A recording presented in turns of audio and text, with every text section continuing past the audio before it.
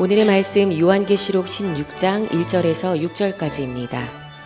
또 내가 들으니 성전에서 큰 음성이 나서 일곱 천사에게 말하되 너희는 가서 하나님의 진노의 일곱 대접을 땅에 쏟으라 하더라. 첫째 천사가 가서 그 대접을 땅에 쏟음에 짐승의 표를 받은 사람들과 그 우상에게 경배하는 자들에게 악하고 독한 종기가 나더라. 둘째 천사가 그 대접을 바다에 쏟음에 바다가 곧 죽은 자의 피같이 되니 바다 가운데 모든 생물이 죽더라. 셋째 천사가 그 대접을 강과 물 근원에 쏟음에 피가 되더라. 내가 들으니 물을 차지한 천사가 이르되 전에도 계셨고 지금도 계신 거룩하신 이여 이렇게 심판하시니 의로우시도다. 그들이 성도들과 선지자들의 피를 흘렸으므로 그들에게 피를 마시게 하신 것이 합당하니이다 하더라. 자식 이기는 부모 없지요. 목사는 교인을 이겨서는 안 될 것 같아요. 지난 주일 설교 마치고 예배 마치고 사모가 그런 이야기예요. 목사님 교인들이 사무 예배 설교가 길어서 2부 오든지 유튜브 예배 드리려고 한다고 하더라고. 그래서 제가 오늘부터 3부도 짧게 하려고 합니다. 그래서 본문도 좀 잘근잘근 좀 짧게 그렇게 정했습니다. 오늘 보면은 인봉재앙, 나팔재앙, 대접재앙 중에 대접재앙의 시작입니다. 성전에서 큰 음성이 나서 일곱 천사에게 뭐라고 하는가 하면은 하나님의 진노의 일곱 대접을 땅에 쏟아라 이렇게 명령을 합니다. 그 명령을 들은 일곱 천사 가운데 첫 번째 천사가 그 대접을 땅에 쏟으니까 짐승의 표를 받은 사람들과 그 우상에게 경배하는 자들에게 짐승의 표를 받은 것은 이제 설명 안 해도 되겠지요. 악하고 독한 종기가 나더라 이렇게 말합니다. 둘째 천사가 그 대접을 바다에 쏟으니까 바다가 죽은 자의 피같이 되어지고 바다 가운데 모든 생물이 죽더라 이렇게 말합니다. 그리고 셋째 천사가 그 대접을 강과 물 근원에 쏟으니까 모든 물이 피가 되더라 이렇게 말합니다. 이 말씀을 가지고 우리가 어떻게 해석하느냐 하는 것이 참 중요합니다. 요한계시록은 특히 중요한데 모든 이단이 세대주의적 해석에서 나옵니다. 또 정통교회도 세대주의적 해석이 많습니다. 그 세대주의적 해석이라는 것은 종말에 하나님의 심판이 있는데 그 심판의 시나리오를 보면은 인봉재앙보다 나팔재앙이 훨씬 크고 또 나팔재앙보다 대접재앙이 훨씬 크다 이렇게 말을 합니다. 그 이유는 8장에 가보면은 나팔재앙을 말을 할 때에 오늘 이 본문에 그대로 반복되는데 나팔을 보니까 바다의 3분의 1과 바다의 생물들과 배 3분의 1이 깨어지더라 이럽니다. 근데 오늘 대접재앙에서는 바다의 모든 생물이 죽더라 이렇게 말합니다. 그리고 8장에서 나팔재앙에서는 강들과 물 근원에 쏟았다고 안 하고 3분의 1 가운데 쏟았다.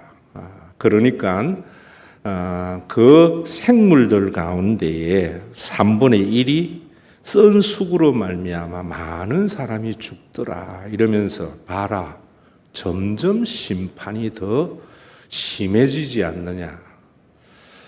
앞으로 이런 심판이 심해져서 나중에 종말에 이른다 이러면은 듣는 사람들에게 어떤 마음이 생기는가 하면은 두려움이 생깁니다. 믿는 사람들은 두려움이 생기지요. 안 믿는 사람들은 그런 것도 없겠지만은 그 두려움이 생기면은 어떤 일이 있는가? 말하는 사람에 의해서 두려움을 느낀 사람들은 손가락이 움직이는 대로 움직입니다. 이런 걸 종교적 가스라이팅이다 이럽니다. 이런 가스라이팅이 먹히면은 어떤 일이 있는가 하면은 종교적인 가업이 굉장히 크게 성취됩니다. 뭐 이단을 이야기 안 해도 정통교회에도 교회가 큰 교회라든지 일을 많이 하는 교인들 보면은 대부분 교인들이 보상과 징벌에 대한 생각이 굉장히 강합니다. 그래서 종교적인 억압과 학대가 생깁니다. 그런데 성경은 복음이라고 그럽니다. 이 말씀을 우리가 잘 들으면은 1장 3절에 있는 대로 읽는 자와 듣는 자와 그 가운데에 지키는 자가 복이 있다고 한 것과 같이 설교 말씀이 복된 소식이 되고 하나님의 나라의 선포가 되면은 하나님의 나라를 맛보게 됩니다. 지금 그러지 못하는 것이 참 안타까움입니다. 그저 교회는 커지지 않고 많은 일을 안 해도 참 예수님 때문에 행복하게 되는 겁니다. 그러려면은 이 말씀을 어떻게 해석하는 것이 맞느냐 하면은 인봉재앙과 나팔재앙과 대접재앙은 심판의 시나리오가 진행되는 것이 아니고 반복이라는 것을 알아야 됩니다. 무엇에 대한 반복인가? 하나님의 심판이 있다는 것을 말하는 겁니다.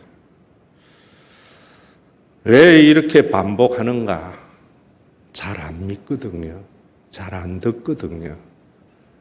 이 하나님의 심판을 믿고 받아들일 때 하나님의 나라가 이루어지거든요. 그럴 때에도 이 심판에 대해서도 사람들이 거기 있는 대로 뭐라는 거 5절에 보면은 하나님의 심판하시니까 의로우시다. 의로운 심판이라고 그럽니다.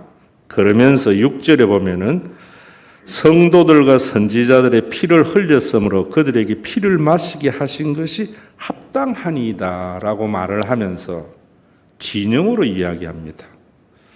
예수 안 믿는 사람은 심판하고 믿는 우리는 심판을 안 당해. 기독교이라도 심판당하는데 우리 교회 와야 심판당하지 않아. 예수 믿는다고 다 복 받는 거 아니야. 우리 교회 와야 복 받아. 이런 것들은 심판에 대한 의로운 심판이 아닙니다. 전부 진영에 의한 접근입니다. 그래서 교회가 하나님의 나라가 이루어지지 않는 겁니다.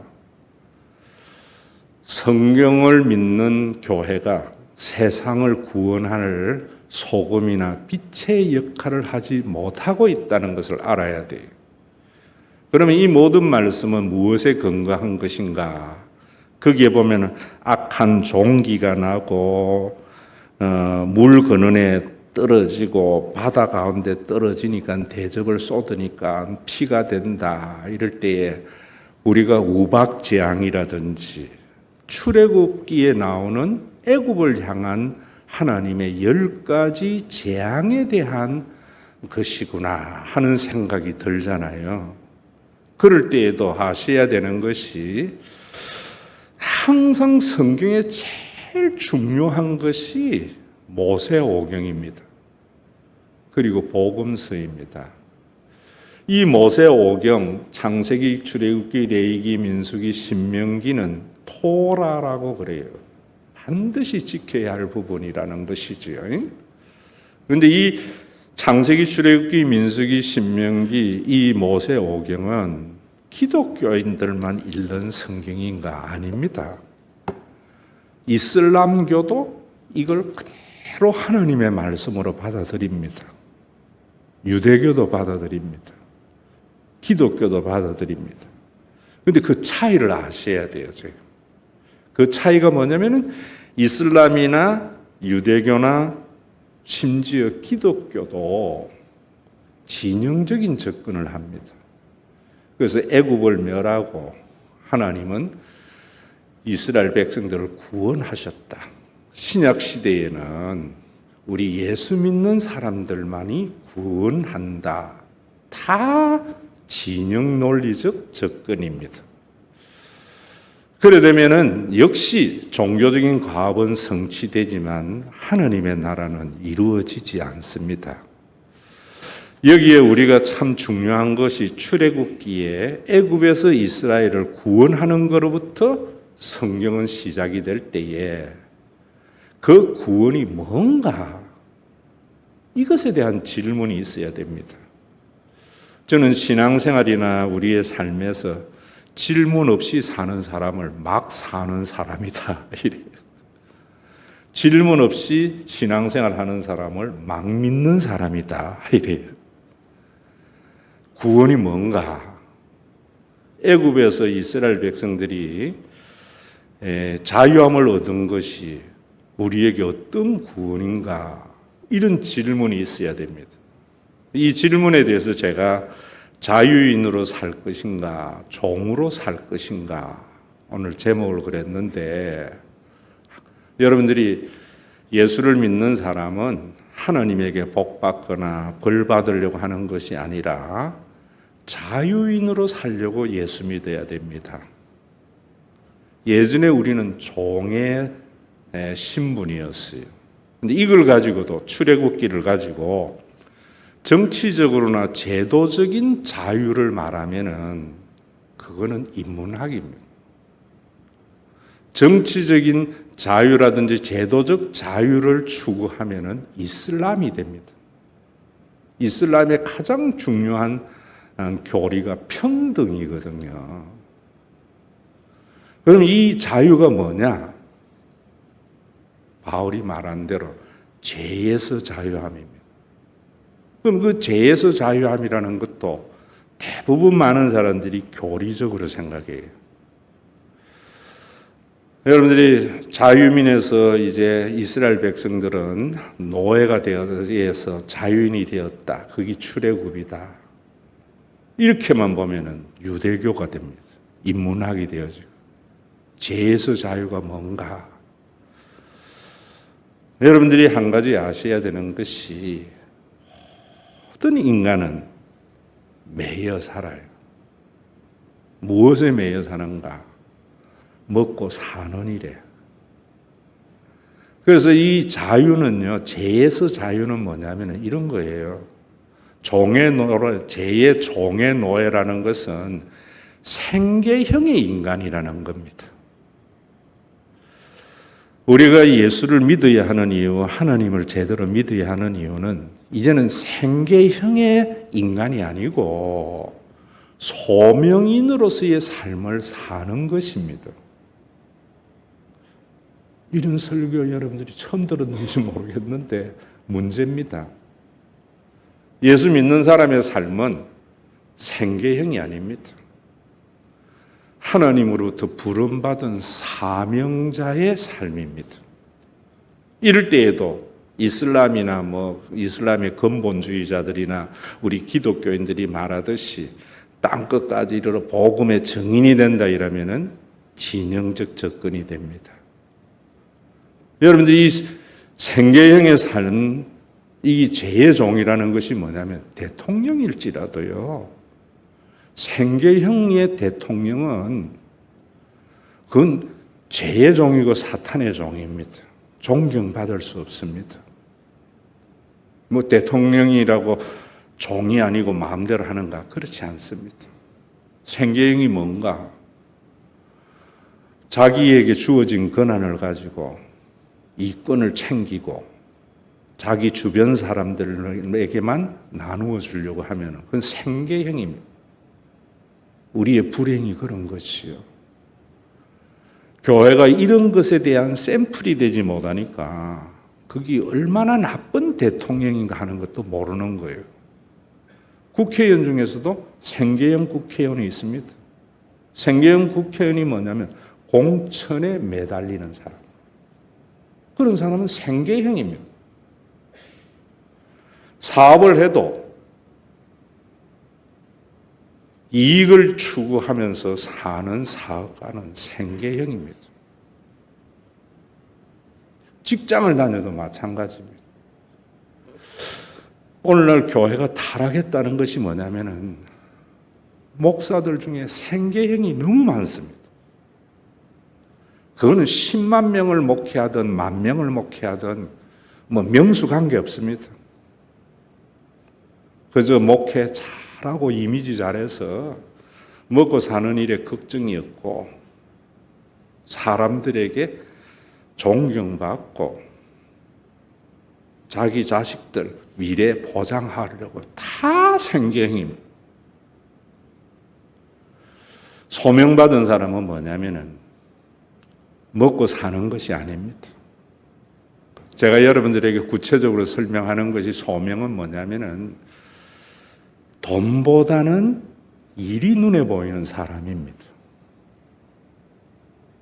대통령이라면 이권이 보이는 것이 아니고 대통령으로서의 통치의 일, 어떻게 하면은 민생을 통하여 국민을 잘 살게 할까? 내가 그래도 정권을 잃을지라도 이런 사람이 소명받은 사람이고 이런 사람이 그리스도인이다. 이마에 짐승의 표를 받지 않고 어린 양의 표를 받은 자다.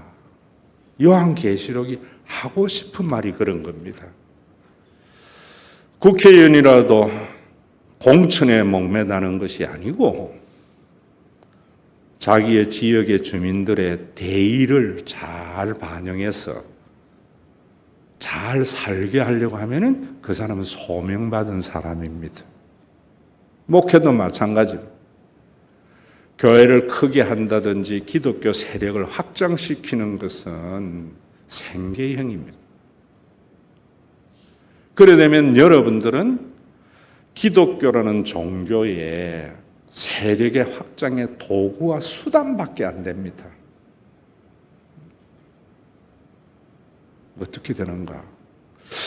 여러분들 이런 관점에서 우리 목회를 좀 보면서 함께 참여해야 되는데요.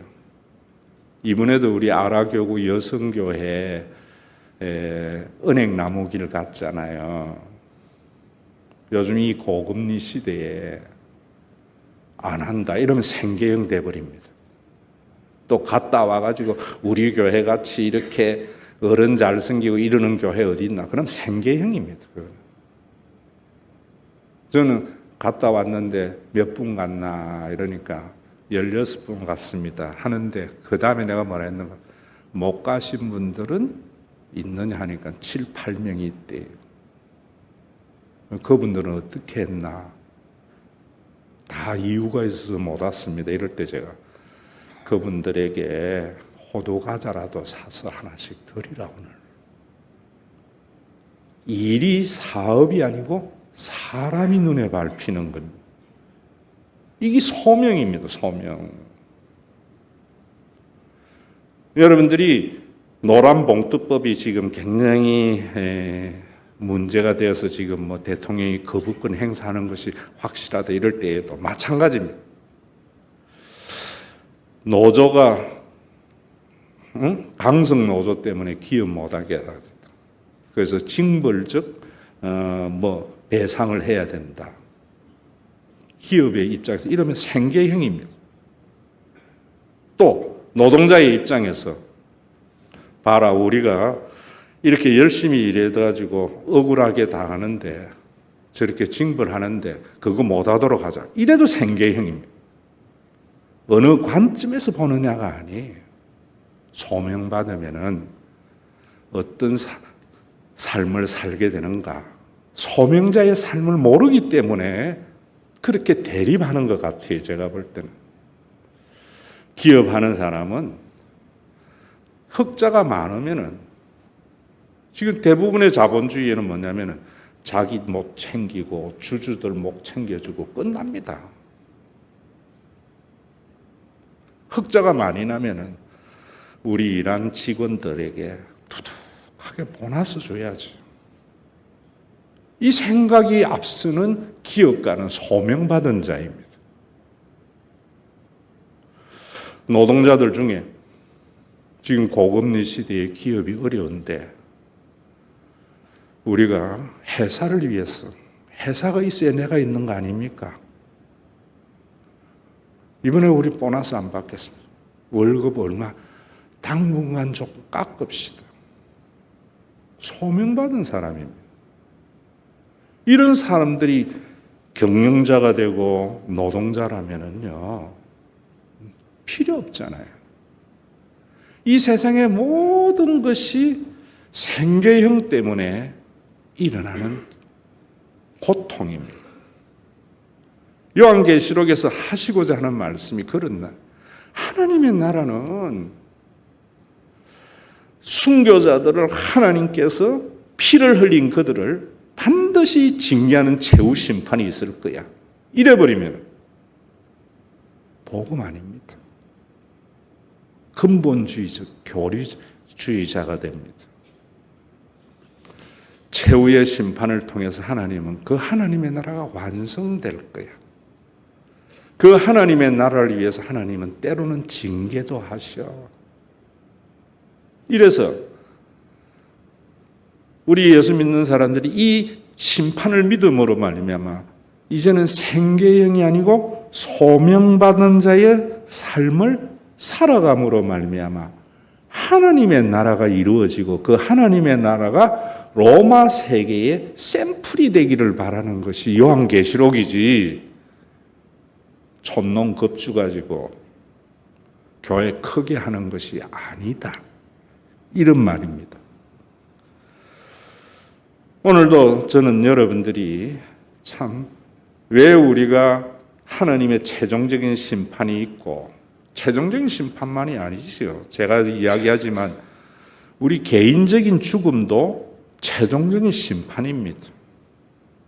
그 생각해가지고 뭐 해야 되는가 두려운 것이 아니고 생계형으로 살지 않고 소명자의 삶을 사는 사람. 여러분들 이 변화가 있었는가 한번 자신을 살펴보라. 소명자라고 하니까 뭐 땅끝까지로 복음의 증인이 되고, 그 잘못된 겁니다. 소명자는 돈보다는 일이 중요해서 직업을 가지는 사람이고요. 그 일보다도 사람을 더 중요시 여기는 사람입니다. 우리가 이런 삶을 통해서 이 세상에 빛이 되려고 해야 되는데, 선교라는 걸 가지고 사람들의 가슴을 뜨겁게 만듭니다. 그러면은 이슬람교나 기독교나 유대교나 똑같습니다. 똑같습니다. 우리가 그 기독교 안에서 우리가 거듭난 복음받은 사람은 성경 제대로 해석하는 속에서 생겨나는 겁니다. 우리가 이런 삶을 살려고 하나님께서 너 그래 살아. 생계형이 아니고 너는 이제부터 일 중심, 사람 중심의 삶을 살아. 이래버리면 우리 하나님은 참 무책임한 하나님이 됩니다. 예수님을 통해서 성령을 보내어 주시고 교회를 만드신 목적이 거기에 있습니다. 지금 한국만의 세계가 왜 교회가 존재해야 되는가에 대한 질문이 없이 그저 교회만 크게 하려고, 좋은 일만 하려고 하니까 문제입니다. 그래서 보라, 땅끝까지로 복음의 증인대로 안 했나. 우리는 복음 전해야 돼요. 그리고 또 요즘 경계해야 되는 것. 지난주를 제가 하다가 말한 것. 로마서 11장에 보면 형제들아 너희가 스스로 지혜 있다 하면서 이 신비를 너희가 모르기를 내가 원하지 아니하노니 이 신비는 이방인의 충만한 수가 들어오기까지 이스라엘의 들은 우둔하게 된 것이다. 그리하여 온 이스라엘이 구원을 받으리라. 이 본문을 가지고 예수님의 재림, 이 세상의 심판의 때는 유대인들이 돌아올 때다. 혹시 들어본 분 없어요? 그래서 우리는 유대인을 전도하는 것이 선교의 제일 마지막 단계다. 제가 구체적인 이름을 이야기해서 미안한데요. 서울의 온누리교회 같은 교회. 그게 신사도 운동이라고 합니다. 대단히 근본주의적이고 문자주의적인 겁니다. 굉장히 위험한 겁니다. 로마서의 말씀은 그런 뜻이 아니에요. 무언가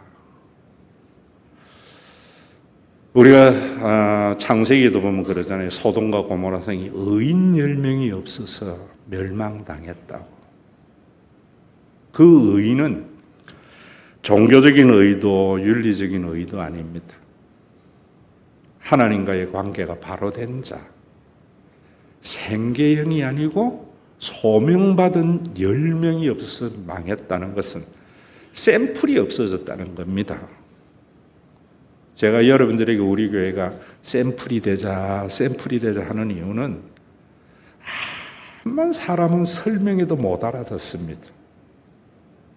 한번 봐야 됩니다. 그래서 교육학자 로이스만은 그런 이야기 하는 겁니다. 가장 위대한 교육은 훌륭한 스승 앞에 한번 앉아보는 거라고. 제가 17년 동안 지금 여기 목회하면서 뭐 하는가? 우리 임직 할 때에 여러분 뭐 장로의 직분, 장로는 이런 거 제 교육 잘 안 하잖아요. 왜? 그때밖에 안 되기 때문입니다. 우리 교회 저 장로님 보니까 진짜 예수 믿는 사람 같아. 이 샘플이 하나 만들기가 너무 어렵습니다. 그런 장로님을 새벽기도 수요 뭐 다 11조 잘하고 이건 종교적인 샘플입니다. 어떤 샘플? 우리 장로님은 사는 거 보면은 생계형으로 사는 게 아니고 일과 사람 중심이야. 그거 한 분 배출하려고 제가 발부둥 치는 겁니다. 우리 교회도 마찬가지입니다. 여러분들이 선교의 도구, 전도의 도구, 뭐 헌신의 도구 다 죽은 종교가 되어버립니다. 우리 교회는 이 세상에 이 생계형이 아니고 소명받은 자의 삶을 살도록 하나님께서는 예수 그리스도를 통해서 성령을 보내어줘서 교회를 세우신 겁니다. 그래서 이 교회가 그런 사람들에게 비빌 언덕이 되는 샘플 안 커도 좋습니다. 여러분 뭐 지금 직전에 일어난 일이니까 말씀드리는 거예요. 연세 드신 분들, 못 간 분들의 마음이 아파서 그분들에게 그래도 호두과자라도 하나 줄 수 있는 이런 교회가 얼마나 있어요, 여러분. 왜 우리가 생계형의 삶을 사는가? 가정과 교회가 든든한 비빌 언덕이 되지 못하기 때문입니다. 예수님은 만들어놨는데 뭐 한다고? 종교적인 가업 성취한다고.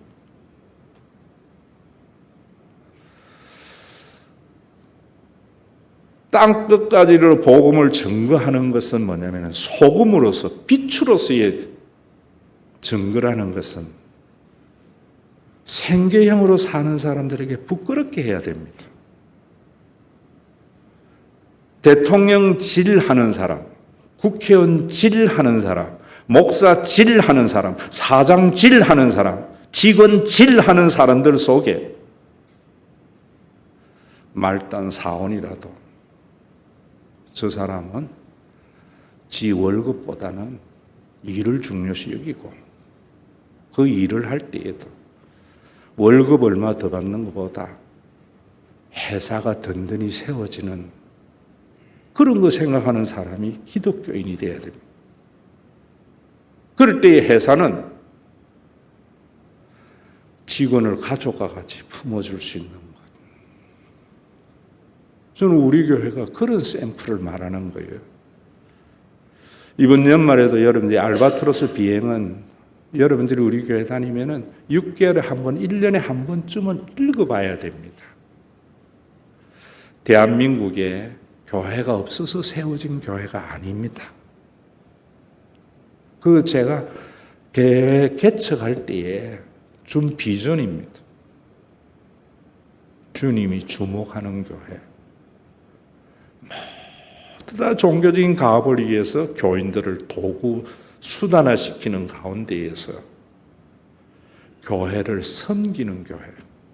그럴 때 목사님 나 얼마나 섬겼습니까? 이 생각하면 안 됩니다. 교인 하나하나가 생계형이 아니고 소명받은 자의 삶을 살아갈지라도 이 험악한 세상에서 꺾여졌을 때 교회가 기둥이 되는 삶. 그게 오늘 본문입니다. 심판에 대한 생각 잘 해야 됩니다. 여러분들이 모르겠는데 저는 챙겨보지는 않지만 볼 때마다 그래도 TV 방에 보는 게 뭐 자연인 뭐 이런 거 있죠. 아마 남자들의 로망일 거예요. 왜냐하면 모두 다 생계형으로 사는데 그 사람들 보면은 전혀 먹고 살기 위해서 사는 사람들 안 같거든요. 그런데 제가 그 사람들 이야기를 듣는데 다 공통점이 하나 있습니다. 어떻게 해서 자연인으로 살게 됐는가? 전부 말 못할 상처가 있더라고요. 하나님께서 여러분들에게 살면서 어려움을 주는 것은 여러분들이 미워서 하는 게 아니고 그 상처를 성화시켜야만이 자연인이 될 수 있기 때문입니다. 그런데 그 자연인과 우리의 차이는 뭐냐면은 그 자연인같이 살자 이러면은 노자가 되기 쉽고요. 금욕주의가 되기 쉽습니다. 하나님은 그런 무책임한 분이 아닙니다. 우리 그런 자연인과 같이 먹고 살기 위해서 사는 사람이 아니고 그래 살아도 괜찮도록 교회를 준 겁니다. 그래서 여러분들에게 17년 동안 헌금하자 소리 한 번 해본 적이 없습니다. 이제 성숙됐기 때문에 저는 자부심이 있습니다. 우리 교회가 아무리 커지고 재정적으로 넉넉해도 내 살에 더 받을 일 없고요. 비행기 1등석 탈 일 없고요. 예수 믿으면서 집 사고 나니까 이제는 50평짜리, 60평짜리 전부 생계형입니다. 그래 살지 말라는 게 아닙니다. 그래 살 수 있지만은 그 가운데 교회가 세워져서 교회 안에 속한 사람들이 그래 살아도 먹고 사는 데에 걱정이 없는 그런 교회 하나쯤 있어야 되지 않겠느냐. 이 소명이 있는 사람이 하나님의 부름받은 사람입니다. 우리 교회는 어째야 되는가? 주님 재림할 때까지 그 소명자로서의 삶을 사는 데에 비빌 언덕이 되는 교회, 그 비전이 나의 비전이고 여러분들의 비전이고 우리 후손의 비전이 되는 복된 요한계시록 강해가 되기를 주의 이름으로 축원합니다.